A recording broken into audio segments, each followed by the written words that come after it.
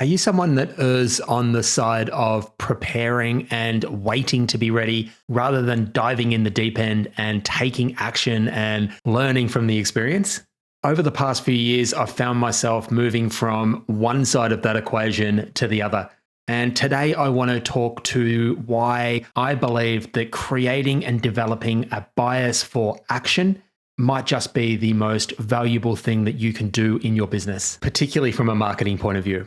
If you're someone that is struggling to make meaningful progress towards the things that you know are most important in your life, I might just have exactly what you need to start making meaningful progress. My 5-minute a day continuous improvement and daily planning checklist may be just the thing to give you the kickstart you need. It's been specifically designed for entrepreneurs like you that are struggling to find that sense of balance in their lives.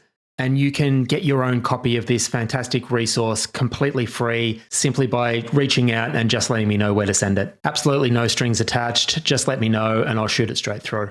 Hello and welcome back to the From Zero to Marketing Hero podcast. My name is Paul Heron. I'm a transformational life coach. I've been building my own coaching business for the past 5 years. But I spent most of my working life in the corporate world developing and refining repeatable processes and systems that could be relied on and trusted. And the thing that I've learned over the past 5 years is that it's this exact same mindset that really is key to enabling us to find the certainty that we're looking for in our businesses and in our lives. This podcast itself is my latest effort at pushing myself out of my comfort zone. I have predominantly outsourced marketing for the last 5 years, but I recently decided that this is the year that I'm going to figure this stuff out. And I have embarked on this adventure of creating and posting a podcast episode every single day for a year to see where this journey takes me. So without any further ado, let's get into today's episode. So today we're unpacking the power of taking action and creating a bias for taking action, particularly in my case, over the tendency to overthink and allow the perfectionist side in me to run wild. And I want to show you a couple of examples of how this works in the real life, particularly with what I'm doing in the marketing space at the moment. So one of the most powerful quotes that I have ever had the privilege of being exposed to is a Tony Robbins, I believe it was, quote that said, "Done is better than perfect." I first heard this quote when I was doing my very first coaching qualification a few years back. And I'm not sure if it was just a case of hearing it at exactly the right time. But when I first heard this, it really had a huge impact on everything that I was trying to put together. I was learning a new trade, as if you will. I was starting to think about creating a business around that. And like everything I had done in the past up to that point, I was massively overthinking and really trying to get everything as perfect as I could before I even started to take any action at all. And I heard this quote and for whatever reason, it just landed.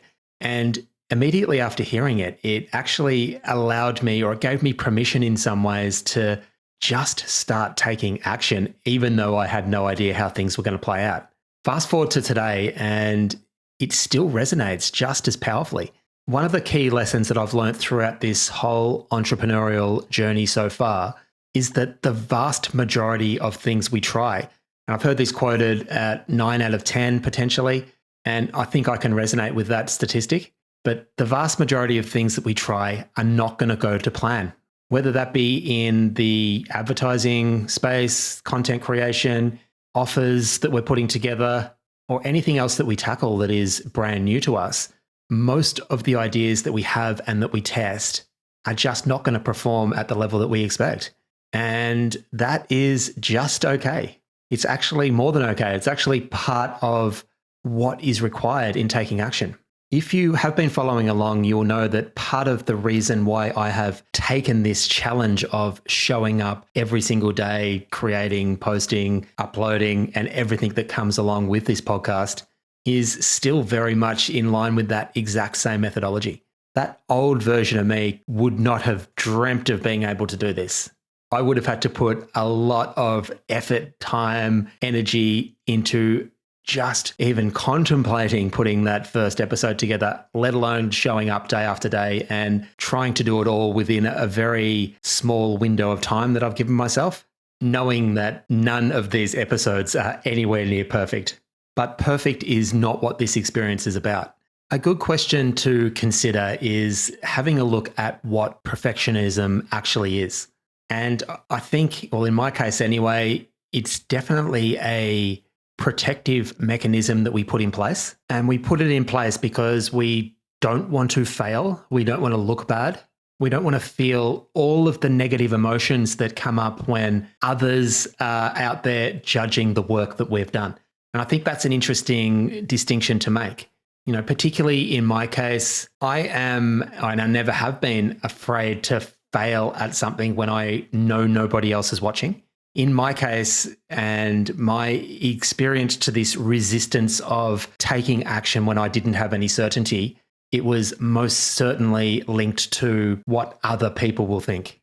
The judgment that I perceived I would have placed on me if this does not go to plan.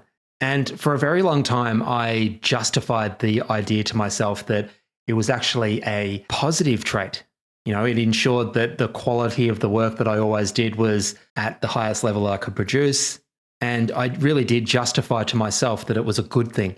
But I now know that it really is nothing more than this protective mechanism that I had put in place to ensure that I didn't feel that judgment when things didn't go according to plan or when I failed. And I think that's the key there. It really all comes back to this relationship to failure. And as I said, if we're in this entrepreneurial game, if we're taking on brand new challenges that we've never had experience with, we are going to fail more than we're going to succeed. And I've been able to completely transform my relationship with failure or relationship to failure in many ways. I'm now almost looking at the failures that I am raking up as a KPI in some ways. I want to make sure that I keep failing because if I'm failing, I'm actually taking action. If I'm not failing enough, I'm either not taking risky enough action or I'm not taking action at all. So I think it's just a really interesting mindset to place around this whole idea of being ready to take action. I don't think we're ever ready. Or when we say ready, we're most likely thinking about being certain on what the results are going to be. And we are never going to have any degree of certainty on what a result might be before we take an action. We have to just give ourselves permission to jump in, do the thing, and then learn the results from the feedback afterwards. I think this is one of those topics that I might keep coming back to. I feel like there's a lot here. I might leave it here for today. I'm really curious to ask what you guys feel about this. What is your relationship to failure? What does your relationship to action look like? And are you someone that can allow yourself or give yourself permission to work in line with that quote of done being better than perfect? I know for me and in my coaching, I'm always talking about the idea that we want to put the appropriate amount of time and energy into making decisions about what the next thing that we're going to take action on is. We want to commit ourselves to taking action as soon as we've made that decision. And whatever the feedback we get after taking the action, we want to start getting really curious about what that might be, you know, in a way where we're developing that relationship with failure and relationship with ourselves and being as healthy as we can about teasing out the lessons that we can take into the next iteration of what it is we're doing. So I think all these elements are tied in together. But one thing I will end on is if you're in any doubt on what the appropriate amount of time and energy is, if you do catch yourself overthinking, I would err on the side of taking action. Just do the thing. Give yourself permission to be the beginner if that's the stage you're at. Jump in the deep end and just see what comes of it. So if you are ready to start taking more action in line with what you know is most important to you, my 5-minute daily planning and continuous improvement checklist may be the exact thing you need right now to get started. It's a simple 4-step process that will take you less than 5 minutes each day. And all you need to do is drop me a comment or a message, and this completely free resource is all yours. Simple as that. The best way to reach me is to head over to my website, paulheronlifecoaching.com. There's a few different ways you can reach out there. If you're interested in coming onto the show as a guest, I would love to hear from you. There's a form on the website you can complete and initiate that process. And finally, if you are enjoying the show, please consider hitting that pause button for a moment and hitting subscribe. It really does go a long way in helping to share the show with a wider audience. And the more people we can get involved in this, the better the conversation is going to become. So until tomorrow, I hope you have a fantastic day. Bye for now.